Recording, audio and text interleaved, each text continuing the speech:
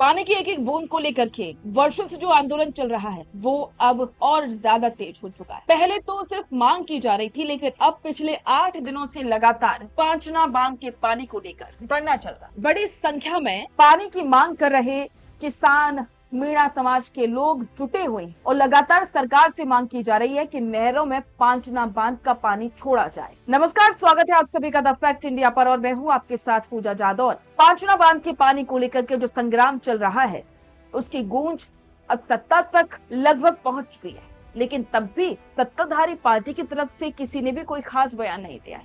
हाँ, किरोड़ी लाल मीणा ने जरूर कहा है कि इस मामले में जल्द ही न्याय होना चाहिए और पानी सबको मिलना चाहिए।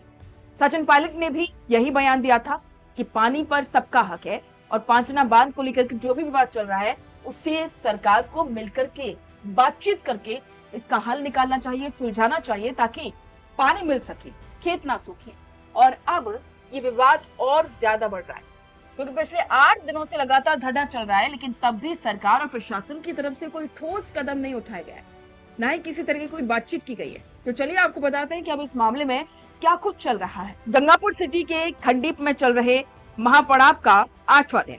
पानी के हक की इस लड़ाई में मीणा समाज और सर्व समाज के युवाओं ने इंकलाब जिंदाबाद के नारों के साथ सरकार की नींद उड़ा रखी है।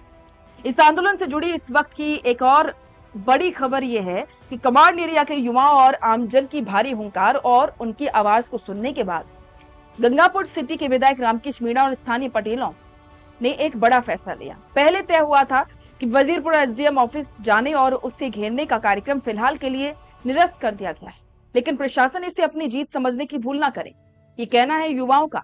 और क्योंकि नेतृत्व ने साफ कर दिया है कि धरना और महापड़ाव खंडीप में जारी रहेगा जब तक पानी के हक का फैसला नहीं होता, किसान पीछे हटने वाले नहीं है। इस आंदोलन की ताकत का अंदाजा इस बात से लगा सकते हैं कि धरने के 7वें दिन पावटा और खरेड़ा की आम जनता ने बहुत बड़ी संख्या में शिरकत की। बुजुर्ग, युवा और किसान ट्रैक्टर ट्रॉली भरकर के खंडीप पहुंचे थे और धरने के 8वें दिन ये आंदोलन एक विराट रूप लेने जा रहा है। पानी के इस हक की लड़ाई को अंतिम अंजाम तक पहुंचाने के लिए एक साथ 4 बड़े गांवों की महापंचायत होने जा रही है। इसको लेकर हजारों लोग एक साथ हुंकार भरते हुए खंडीप धरने पर पहुंच रहे। अब समझते इस आंदोलन की गहराई और उस सियासी सामाजिक बैकग्राउंड को जिसके कारण ये मुद्दा इतना संवेदनशील है। पांचना बांध का पानी सालों से सियासी और क्षेत्रीय विवादों के कारण से बंद पड़ा है। गंगापुर सिटी, वजीरपुर बेल्ट के कमांड एरिया के दर्जनों गांव की खेती और पीने का पानी इसी बांध पर निर्भर है। पानी न मिलने से यहाँ के किसानों की जमीनें बंजर हो रही हैं। मीणा समाज और स्थानीय पटेलों की गोलबंदी यह है कि इस आंदोलन की कमान खुद स्थानीय विधायक रामकृष्ण मीणा ने संभाल रखी है।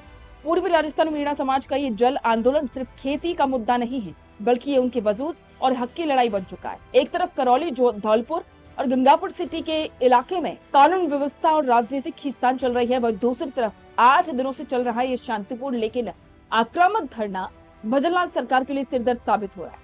अगर महापंचायत के बाद पानी को लेकर के कोई ठोस आश्वासन नहीं मिला तो यह आंदोलन हिंसक रूप भी अख्तियार कर सकता है। तो पांचना बांध के पानी को लेकर के विवाद और ज्यादा बढ़ता जा रहा है। जितने भी किसान है वो सभी आश्वासन से शांत बैठे हैं, लेकिन अल्टीमेटम दिया गया है 28 जून तक का। अगर तब तक सरकार ने कोई ठोस कदम नहीं उठाया तो 28 जून को रेल रोको आंदोलन शुरू किया जाएगा। तो अब देखना होगा कि अब वक्त रहते सरकार इस पर कोई फैसला करती है या फिर राजस्थान एक और बड़े आंदोलन का गवाह बनेगा। इस पर आपके विचार कमेंट बॉक्स में साझा करें और बने रहें द फैक्ट इंडिया के साथ। बिजनेस अच्छा हो सकता है, लेकिन अगर नाम नहीं दिखा तो पहचान कैसे बनेगी?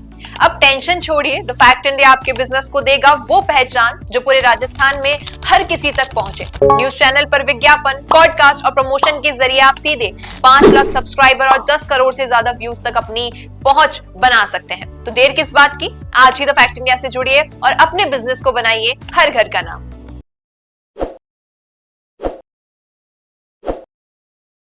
ताज़ा खबरों के लिए विजिट करें द फैक्ट इंडिया की वेबसाइट और डाउनलोड करें द फैक्ट इंडिया ऐप।